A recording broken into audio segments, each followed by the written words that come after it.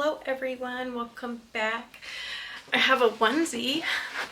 That's pretty cool. He's taking his nap. Today I'm gonna talk about decentering men, and this is not just romantic relationships, this is in every aspect because it has been affecting me quite a bit. Absolutely. That makes perfect sense. Right? Yes, decentering men. I had a horrible Christmas, and I received 2 communications from people who I asked to leave me alone.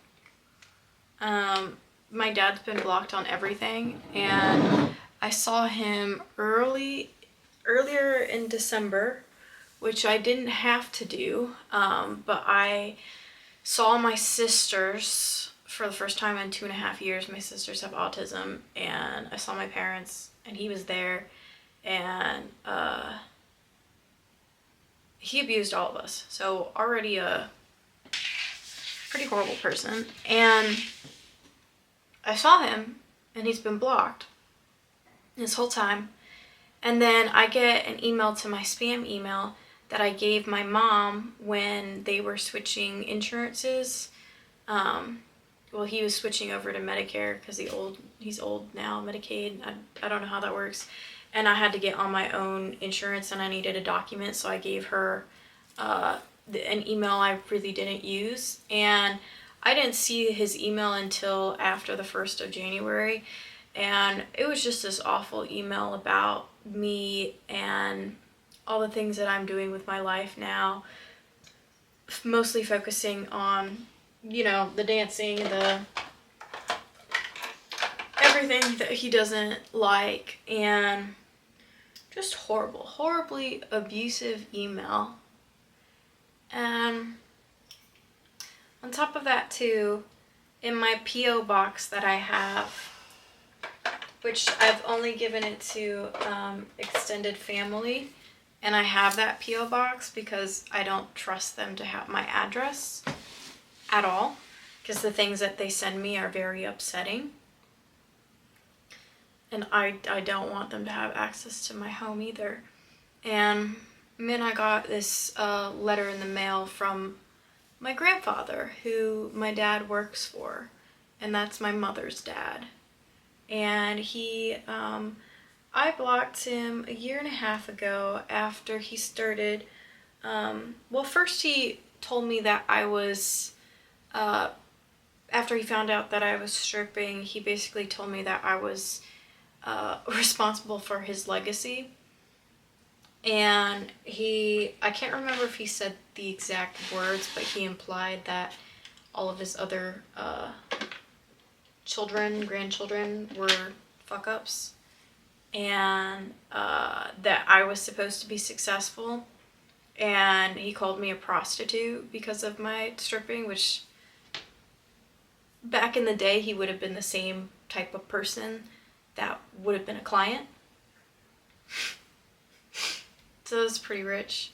But yeah, I had him blocked because he called me a prostitute again. And it was just like very upsetting over the phone, just all this disrespectful stuff. And even my dad, with all the horrible things he said to me, he was still expecting me to take over for my sisters, which is something I would like to do. That is a dream and a goal of mine.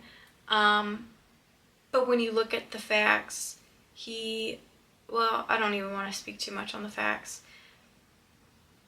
What I realized is that all of these men from my past have put these expectations on me. I feel like I've been raised as the oldest son of my family when I'm the youngest daughter. And to be raised as a man and still to watch my mother and still feel like I have to fulfill that role as like a stay-at-home mother who's completely doting to her husband.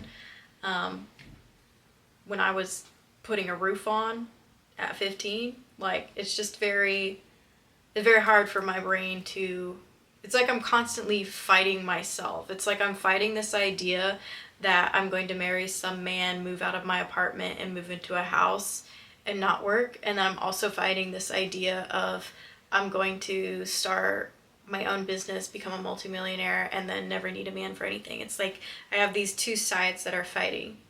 Like, I was raised to be the oldest son. And after all of this time, I'm 25 now, and to still be affected by men and not respected.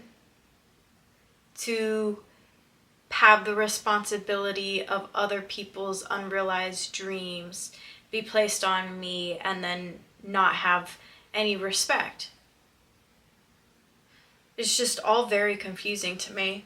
But yeah, we're going to talk about decentering men, because I was really doing this, especially in relationships. The last person I dated, it was only for 2 months, so it wasn't that long. But he was doing a lot of mirroring behavior. And when I first started talking to him, I thought he was just great. But the whole time, it was me. Like, seriously. Like, he presented himself as somebody who was successful, had a bunch of wealth, he was a musician too, but everything online made him look like he had it. But upon further research, I really think he just bought a lot of it. And my whole dynamic with him, it was always like he was subtly placing his status above mine. And I don't really care about status. I like the things that I have. I obviously want to be successful one day, but I live with the belief that that's going to happen regardless, no matter what I do. I don't live with the belief that, because I don't have a Mercedes now, that means I'm worthless. And I feel like everything about him was just statusy. It was designer clothes. It was like the best camera work. It was all of his numbers being inflated on his social media. It was him telling me that after we had an argument about how just unavailable he was, that he was in New York for 2 weeks because he was having an interview with some record label. But then when you actually look at all the facts and things that he was saying, I just think most of it was a lie. And I remember too, when I was first talking to him, he was talking about how how I shouldn't quit singing, how he was going to hook me up with all of these studios in Atlanta and blah, blah, blah, blah, blah. When I'm the one with the studio hookups. When I'm the one who has relationships with the DJs and the club owners and the strip club owners. Like, I'm the one who has all of these relationships, and then I had this guy telling me basically that he was above me. When we pay the same amount of rent, you just live in a high rise and I live in a quiet place that looks over water. Like, it was just all of these differences. And I mean, even up to, I'll tell you the biggest thing that really sold it for me, and then I'll get into the whole decentering thing. He told me about this Porsche that he had, and his car was in the shop for over a month, and he told me that something was wrong with the head gasket. A head gasket at most to fix may cost around like $7,000 for a Porsche, and that's not nothing. But if you're gonna buy a Porsche, you should have expected that. And we don't even know if it was bought. It was probably just leased, given him. And with that, I remember just talking to him, and he was talking about how he didn't know whether or not he was going to sell the Porsche and get a new car or fix it. And then I was suggesting that, he could just sell it and get a more reliable car that was cheaper. And then he was like, no, I don't want to do that. And then he was saying how he wanted to buy his grandmother a BMW this year. And it just, none of it made sense. Like, if you don't have 7K to put down for a Porsche and you're out of a car for over a month, even if you are doing all of this traveling, it just doesn't make sense to me. I barely drive, and I would not be without my car.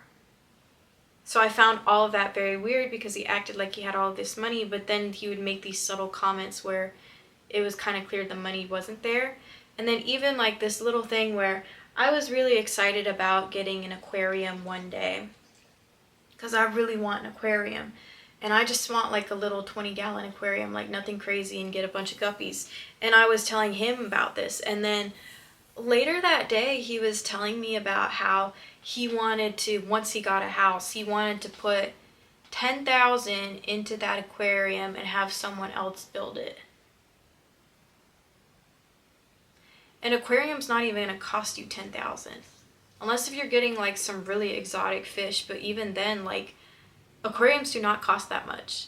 I mean, maybe like a huge tank, maybe that would be $1,000, but I highly doubt it. Like, it's just not gonna cost you $10,000. And I just felt like everything that I was saying, he was just mirroring me, but I didn't realize it at the time. And I kept thinking, like, this whole time that I was talking to him, those whole 2 months, I was like, why do I not feel good enough? Why do I feel like I have to prove myself to this person in order to get more time from him, in order to be prioritized more? And it was never about me. I was out of his league the whole time. I was the one who was too busy. I was the one with 3 jobs, posting at least twice a day on all of my social medias. And I have like free time. So I think he just lied about a lot to make himself seem busier. Because I still don't know how he was making his money. He did tell me about a felony he had for attempted murder. And then after I heard that, I was just kind of thinking, like, okay, 3 phones, attempted murder. He's probably scamming or doing something other illegal. Because there was no proof of anything. And at the final nail in my coffin was the day that he told me that he didn't have enough time to be a boyfriend, but that everyone he dates, he's looking at them being a potential wife. And that took me by surprise, because, okay, all of these things you're saying are very future and very like status oriented, like the BMW for the grandmother, you saying you want your mother having the best, you talking about this big house, you talking about this aquarium, all these things you don't have yet, you keep talking about, right? And then he told me he wanted 3 kids. And he made, in the beginning of me speaking to him, he kept talking about how he believed the woman, if it's your girlfriend, she shouldn't have to work. And I was like, okay, I agree with that. Like, I don't want to work. Who wants to work? But then by the end of it, it was so clear to me that this whole time, he was just mirroring my energy and sucking my energy. Like, he only wanted me for this future version of himself, of having 3 kids and a wife, when he couldn't even show up to be a partner. And then I was loving him above myself. Which I got rid of him, so it's fine. It was just like this whole mindfuck of like, oh my God. Like, this whole time I was thinking you were here, and I do this a lot. You weren't. And his penis was small. He was very handsome, but his penis was small. And honestly, that was like kind of the biggest thing. I was like, you know what? This man's probably out here playing a bunch of women, and he has a small penis. That was like the most disgusting thing of all. But he even bought me a bunch of clothes, and then he never gave them to me. And he only said he wanted to buy those clothes after I told him how much I liked to shop at Goodwill. It was like he always just positioned himself as better than me, and I just couldn't figure out the whole time, because I can be a competitive person, but I don't feel like I'm competitive in relationships. I just feel like men tend to compete with me. And I really was thinking he had all of this money, but I don't think he did. I think we were on about the same level. It's not like he had the ability to, go strip and then come home with several hundreds, even 1,000.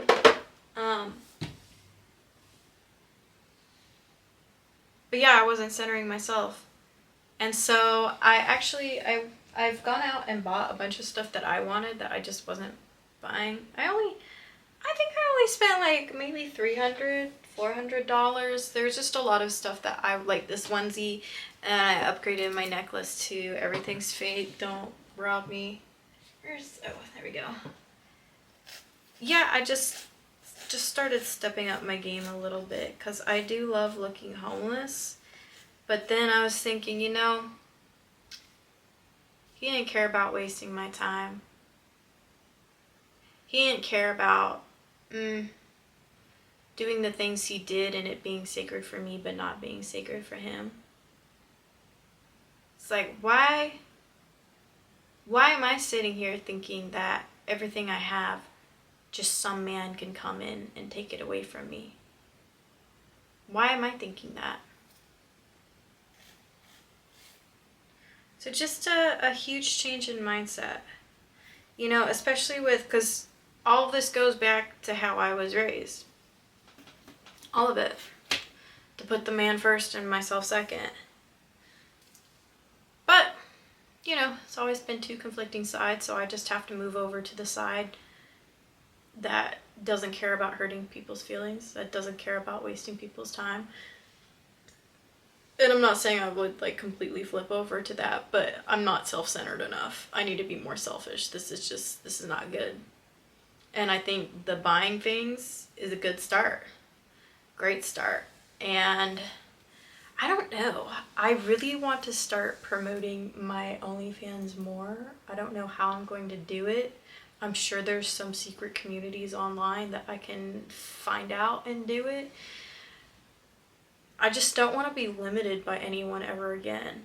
And even with him, I could tell that he didn't like my stripping, even though he never explicitly said it. And there were points of that whole thing where he was supportive, but there was so many points of it where I was just confused and left in the dark. And even if he did have the money that he was presenting himself to have, there's no way it was legal. Not with the felony. There's just no way. And even the things he talked about spending and dropping a bunch of money on, it just never added up. And it was really me. That whole dynamic. I was the one working. I was the one going out doing new things. I was the one chasing. Sort of. I don't know. I gave him an ultimatum back in December. But what just made me realize, wow, if this man is lying about everything, he has the audacity to do it and I don't. Where's my audacity to tell people that I've had 3 record deals at this point and not gone through with any of them? Where's my audacity? Where's my audacity to be oh, I can hook you up. Oh, I know this person. We saw this movie and Tyler, the creator, was in that movie. And I told him, I was oh, I met him at Cheetah. I actually have one of his producers' number, because his producer liked me. But I never did anything with it. I just have his number. And I could have told him that. And I didn't. And that was the difference between him and I. The shit that I live that is normal to me, I don't talk about it. I don't brag about it. If anything, I feel like I do the opposite. And then for him, it was it was his whole personality. And because he was cocky about it, I just thought wow, this guy's great.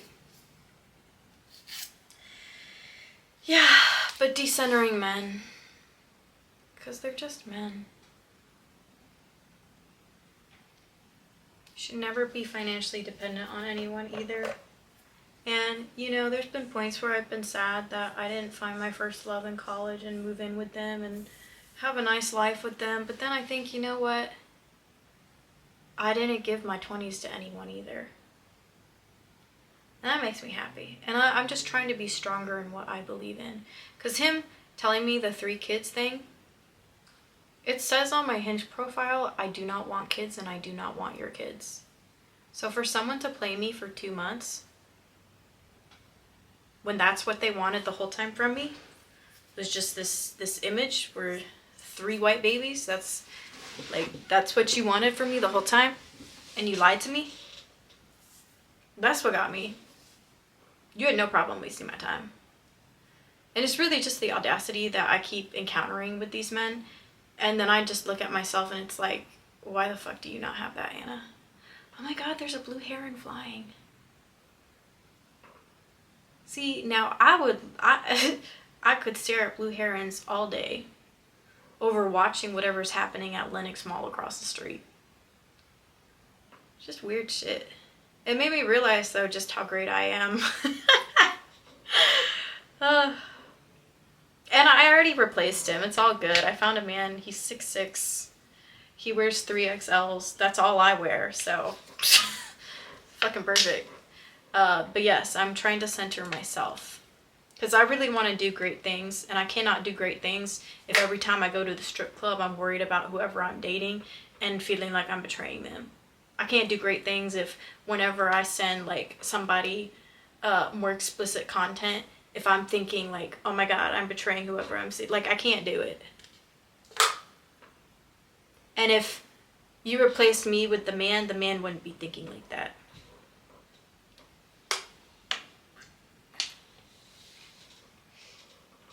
You'll get my little cuddle pool.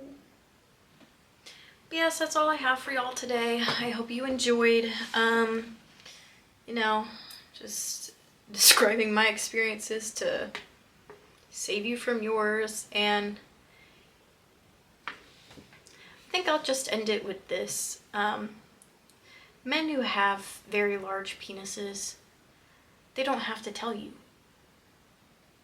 And I think that goes for everything. If they have it, you'll see it.